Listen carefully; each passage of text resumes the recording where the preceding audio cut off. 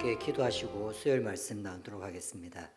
하나님 아버지, 우리가 늘 주님을 생각할 때마다 우리와 함께 해 주실 뿐만 아니라 우리의 삶의 어려움도 주님께서 함께 해 주시옵소서. 또한 우리에게 영혼이 있는 것과 우리가 구원받은 사람임을 또 감사하며 하루하루 살아갈 수 있도록 주님 인도하여 주시옵소서. 고난 가운데 있는 우리 성도들을 한 명 한 명 주님께서 붙잡아 주시기를 간절히 원하오며 예수님의 이름으로 기도드렸습니다. 오늘은 베드로전서 1장 8절에서 9절 말씀을 가지고 신앙생활의 재미는 예수님을 믿는 재미이다라는 제목으로 말씀을 전하려고 합니다. 여러분, 소확행이라는 말을 들어본 적이 있으십니까? 2018년에 최대로 유행한 신조 1위를 차지한 것이 소확행이라는 단어였습니다. 참고로 2위가 갑분싸였습니다. 갑자기 분위기가 싸해진다는 거죠. 그리고 3위가 인싸. 네, 오늘로 치면 인기 많은 사람 이런 뜻이겠죠. 2018년 최고의 1위였던 가장 많이 쓰여진 신조 1위 소확행. 그 뜻을 여러분 어떻게 아시는지 모르겠습니다. 그 뜻은 소소하지만 확실한 행복이라는 뜻입니다. 이 말은 2018년 코로나가 오기 바로 직전에 유행했던 시절입니다. 코로나도 저희를 힘들게 했지만 2018년부터 우리의 청년들은 취업하기도 힘들고 취업한다고 해서 그 직장에 오래 다닐 것도 아닌 오늘 민지세대로 불리는 MZ세대로 불리는 그들이 갖고 있는 허탈함, 내가 앞으로 더 행복하게 살 수 있을까? 좋은 직장은 누구나 좋은 직장을 가질 수 있을까? 그리고 가정을 이룬다는 것이 정말 가능할까? 얼마 전에 본 신문 기사에는 결혼이라는 것을 중산층이 누릴 수 있는 행복이라고 생각하는 사람들도 많이 있다고 생각합니다. 우리는 누구나도 다 결혼해야 되지만 오늘날 젊은이는 중산층 정도가 될 자신 없으면 결혼하기는 쉽지 않지 이렇게 생각을 한다는 것입니다. 모든 것에서 행복을 누리고 아니면 이때까지 생각했던 정상적인 삶을 살아가기가 힘들다고 생각했던 사람들은 그 먼 미래에 행복한 거 말고 지금 당장 내 눈앞에 있는 행복, 그것을 놓칠 수 없다고 생각합니다. 이전에는 지금 좀 힘들더라도 열심히 노력하면 결국에는 행복한 결말이 있을 것이라고 생각했지만 오늘날 많은 젊은이들은 지금이나 마지막이나 노력하나 노력하지 않으나 큰 차이가 나지 않으니 지금 당장의 행복을 놓치지 않겠다라는 것이죠. 그들이 갖고 있는 소확행의 대표적인 것이 그래서 맛있는 음식입니다. 맛있는 음식을 먹는 그 즐거움, 간단하게 사고 싶은 물건을 사는 즐거움, 가까운 곳을 여행하는 그 여행의 즐거움. 이런 행복감을 느끼고 사는 것, 이것은 너무나도 당연하기 때문에 소확행이라고 하는 것을 마냥 비난하거나 앞으로 계획 없다고 나무랄 수도 없습니다. 현실의 즐거움이 없는데 어떻게 앞으로 미래의 즐거움을 기대할 수 있겠습니까? 현실이 즐거울 수 있어야 됩니다. 괴롭다 하더라도 그 괴로움 안에서도 즐거움이 있는 것이 현실이어야 됩니다. 신앙생활도 이것과 마찬가지입니다. 죽고 나서 천국 가는 것 그것만 하나 바라보고 이 땅을 힘들게 살아간다면 어느 누가 신앙생활을 하고 싶어 하겠습니까? 그리고 이것을 과연 선물이라고 할 수 있을까요? 신앙생활도 우리에게 행복감을 줍니다. 신앙생활도 우리한테 즐거움을 줘야 되는 것입니다. 소소하고 확실한 행복이 우리 가운데 있어야 되는 것이지요. 믿음 생활을 한 번도 해보지 않으셨다가 신앙생활을 새롭게 시작하시는 우리 교인들이 있습니다. 그런 분들을 보면 신앙이 없다가 신앙을 가진다는 것이 얼마나 즐거운 일인지 옆에서 지켜보게 됩니다. 또 어렵게 신앙생활을 하다가 이제 좀 편안한 마음으로 신앙생활을 다시 하게 되는, 교회에 고민거리도 없고 교회 안에서 싸움도 없어서 교회 다니는 것이 그저 그 안에서 즐거울 수 있는, 아마 지금 꿈꾸는 교회가 그런 교회일 것입니다. 그런 교회 신앙생활을 하는 것을 하다 보면 신앙생활 자체가 갖고 있는 즐거움을 맛보게 됩니다. 교회 오면 반가운 사람들이 있고 그 속에서 신앙적인 얘기를 하고 어디 가서 터놓고 얘기하지 못하는 것도 여기 와서 같이 속마음을 터놓고 얘기할 수 있고, 아마 신앙생활의 소소한 행복이라는 것은 그런 곳에 다 있을 것입니다. 그럼에도 불구하고 신앙생활의 진짜의 행복은 그런 것에 있는 것은 아닙니다. 교회 안에서 좋은 교제를 가진다는 것, 그거 대단히 중요합니다. 정말 대단한 일이죠. 그리고 성경도 그 교회 안에 깊은 친밀한 교제를 하나님의 경륜의 비밀이라고 설명할 정도였습니다. 또 교회 와서 이때까지 자신의 힘만으로 살았던 그 삶에서 의지할 만한 신을 발견하고 의지할 만한 나를 위하는 어떤 예수님이라는 존재를 발견한다는 것, 그것도 굉장히 좋은 일입니다. 그러나 진짜 신앙생활의 재미는 어디에 있는 것일까요? 우리가 읽고 있는 베드로 전서는 고난 가운데 있는 성도들에게 보낸 편지였습니다. 베드로는 고난을 견디라고 얘기하면서 첫 번째는 하나님의 보호하심이 있다고 우리한테 알려줬습니다. 믿음을 갖고 있는 사람이라면 하나님이 보호해 주시니까 언제든지 하나님의 도우심을 바라고 기다려야 한다. 그러고 나서 두 번째는 그렇게 잘 기다리고 견디면 결국 주님과 만날 때 칭찬과 영광이 있을 것이다. 충분한 보상이 있다는 얘기를 하신 것이죠. 그러고 나서 7절까지 그런 얘기를 하고 나서 8절에 가면 베드로는 조금 다른 톤의 이야기를 합니다. 앞에까지는 어려운 삶을 살고 있으니 이렇게 신앙생활하고 이러이런 것을 바라보아야 한다. 이런 가르침이었다면 이제 오늘 우리가 읽게 될 8절과 9절, 특별히 8절 같은 경우는 베드로가 편지를 받고 있는 사람들을 관찰하고 그 관찰한 것을 묘사한 것으로 보입니다. 베드로 눈에 비친 그 당시의 성도들의 모습. 근데 그 베드로가 발견한 그 성도들의 모습은 힘들어서 지쳐 있는, 그래서 내가 신앙생활을 더 해야 되나 말아야 되나 이런 것을 고민하는 것이 아니라 오히려 그렇게 힘들게 살고 있기 때문에 격려하는 편지를 쓰는데도 그런 편지를 받는 사람들의 모습을 보면 뭔가 행복한 모습이 있는 겁니다. 그가 발견한 것, 베드로가 자신의 편지를 읽어야 될 사람들의 모습에서 관찰해낸 것, 그것이 무엇인지가 1장 8절에 나와 있습니다. 1장 8절 제가 읽어드리겠습니다. 예수를 너희가 보지 못하였으나 사랑하는도다. 이제도 보지 못하나 믿고 말할 수 없는 영광스러운 즐거움으로 기뻐하니. 이때까지와 다른 단어가 나옵니다. 사랑한다, 기뻐한다. 너희가 예수를 보지 못했지만 사랑한다. 베드로는 예수님을 만났습니다. 예수님을 직접 보고 예수님의 가르침도 직접 들었고 예수님의 죽으심과 부활도 직접 경험했습니다. 그리고 그 경험에 맞추어서 많은 사람들에게 자신이 경험한 예수님을 전하고 있는 것이 베드로의 남은 인생이었습니다. 이 베드로 전서의 편지를 받는 많은 성도들도 베드로의 전도의 결과로 예수님을 믿게 된 많은 사람들이 있었을 것입니다. 근데 그 사람들이 예수님을 믿다가 힘든 일을 겪게 됩니다. 이제 박해가 점점점 심해지기 시작했기 때문이었습니다. 그래서 그들의 박해받는 그들에게 앞으로 주님이 오실 것을 기대하면서 굳건하게 믿음을 지키라고 보낸 편지가 베드로 전서입니다. 고난 가운데 다시 오실 예수님을 기다려라. 이것이 베드로 전서의 큰 주제라고 할 수 있죠. 그런데 그 편지를 받고 있는 그들에게 편지를 쓰면서 베드로가 그들의 삶을 이렇게 얘기합니다. 너희가 예수를 보지 못했지만 사랑하고 있다. 그리고 굉장히 기뻐하고 있다. 힘들어서 신앙생활을 포기하려고 하는 사람들의 모습이 아닙니다. 왜 내한테는 축복을 주지 않고 저 사람한테만 축복을 주고 왜 나한테는 축복을 주지 않느냐고 이렇게 한탄하며 주님 앞에 매달리는 그런 모습을 갖고 있는 것이 아닙니다. 예수님을 본 적이 없는 사람들, 어쩌면 그래서 우리하고 똑같은 사람들입니다. 우리도 예수님을 보고 믿는 것은 아니라 예수님을 믿었던 사람들이 우리에게 예수님을 전해줬기 때문에 우리도 예수님을 믿는 사람들입니다. 그런데 그런 사람들이 예수님을 본 적도 없으면서 예수님을 사랑한다는 것입니다. 예수님을 사랑했기 때문에 그 속에서 말할 수 없는 기쁨으로 즐거워하고 있다고 얘기하고 있습니다. 이 기쁨의 이유가 자신들이 구원받을 것, 자신 그 어려움에서 극복될 것, 이렇게 어렵지만 극적으로 하나님이 우리를 구출해 주실 거야. 내가 경제적으로 굉장히 어렵지만 하나님이 살려주실 거야.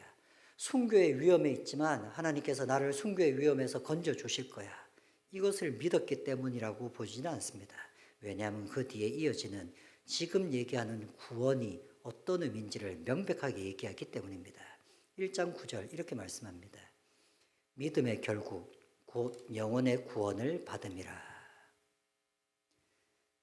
지금 이 사람들이 기뻐하는 것은 지금은 어렵지만 결국은 하나님이 나를 훈련시켜서 좋은 것으로 주실 거야. 지금은 우리 아이가 감옥에 예수님 믿는다고 감옥에 갇혀 있지만 우리가 열심히 기도하면 하나님의 은혜로 풀려나게 될 거야. 이런 기대감이 아니었습니다. 믿음의 결국은 이 땅의 문제가 아니라 우리 영혼의 구원을 받기 때문에 우리는 지금 이 땅에서 좀 잘못돼도 기뻐할 수 있다는 것입니다. 저는 이 땅에서의 삶이 어려운데 신앙생활을 잘한다는 것이 얼마나 어려운 일인지 잘 압니다. 목사인 저도 목회가 잘 되고 목회가 뭔가 성장하는 것이 있고 그 안에서 아름다운 일들이 많고 이러면 즐겁고 하나님 앞에 감사하게 됩니다. 하지만 목회가 어렵고 어떻게 해야 교회가 유지될까 걱정해야 되고 이런 목회를 한다면 저도 아마 하나님 앞에서 그렇게 기뻐하지 못했을 겁니다. 그래서 저는 늘 그런 기도를 했었습니다. 하나님, 저는 그렇게 믿음이 강한 사람이 아닙니다. 그러니 주님, 제가 만족할 만한 목회를 하게 해주세요. 어쩌면 지금 꿈꾸는 교회가 그 기도에 아주 선한 응답인 줄도 모르겠습니다. 늘 성경 공부할 수 있고 예수님을 믿는 사람들이 생겨나고 있고 신앙으로 자신을 바로잡으려는 마음이 우리 가운데 있고 얼마나 아름답습니까? 얼마나 감사한 일인가요? 그것이 저를 기쁘게 만들고 또 감사하게 만듭니다. 그런데 만약 그렇지 않은 목회였다면 여전히 어떻게 교회를 운영해 나갈지 이번 달은 어떻게 살아야 될지 그런 목회를 계속하고 있었다면 저는 여전히 그 기쁨 가운데서 살 수 있었을까요? 우리 중에서 지금 내 현실의 삶이 하나님 안에서 응답되는 것도 없고 아무것도 없는데 즐거워할 사람이 과연 몇이나 있을까요? 그런데 지금 베드로는 자신의 편지를 받고 있는 그 성도들의 삶을 봤더니 그렇게 어려운 것 같고 잠시 환난을 겪고 있다고 표현할 정도로 환난을 겪고 있는데도 그 안에 기쁨이 있다고 하는 것입니다. 그들이 기뻐하는 이유, 그 이유가 단 하나 이것이었습니다. 예수를 너희가 보지 못하였으나 사랑하는도다.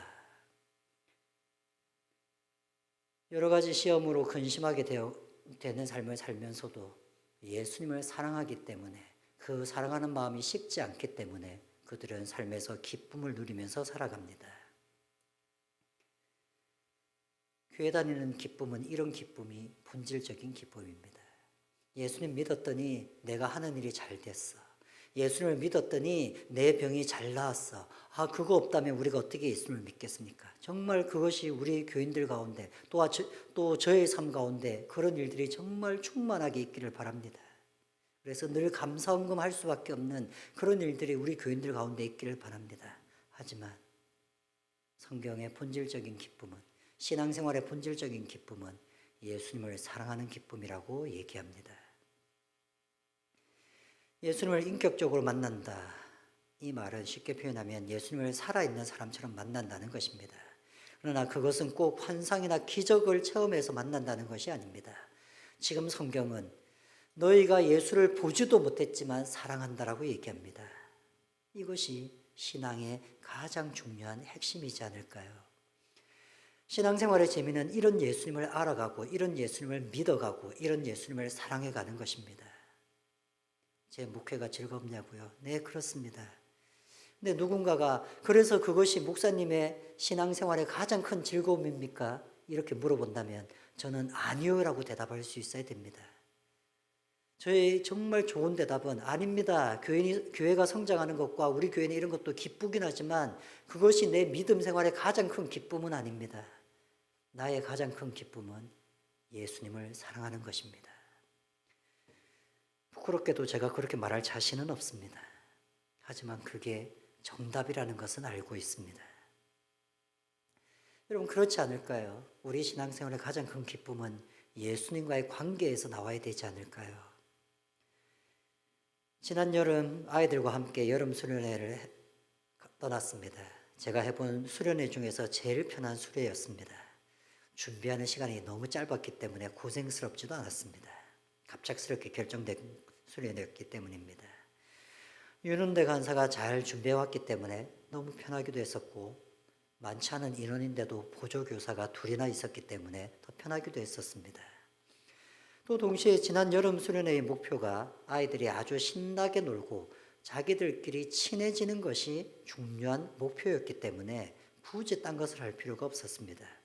솔직히 이제 와서 고백하자면 제대로 된 설교 시간도 없었기 때문에 설교를 제대로 준비해 갈 일도 없었습니다. 아이들에게는 굉장히 즐거운 여행이었고 아이들은 그 안에서 많이 친해졌습니다. 그리고 그 다음 주일날부터 아이들이 서로 친해진 것이 눈에 보일 정도였습니다. 우리는 아이들이 서로 친해져서 교회 오는 것이 재밌어지기를 정말 원했습니다. 그런데 정말 이건 우리가 잘한 일일까요? 교회의 재미가 옆에 있는 사람과 친해지는 것, 그것이 교회의 진짜 재미라고 착각하게 만드는 것은 아니었을까요? 교회의 재미는 오랫동안 봐왔고 그 속에서 선한 것이 있는 사람들끼리 모여 있었기 때문에 생기는 재미, 그것에서 멈추어서는 안 됩니다. 교회의 재미는 예수를 믿는 재미여야 합니다.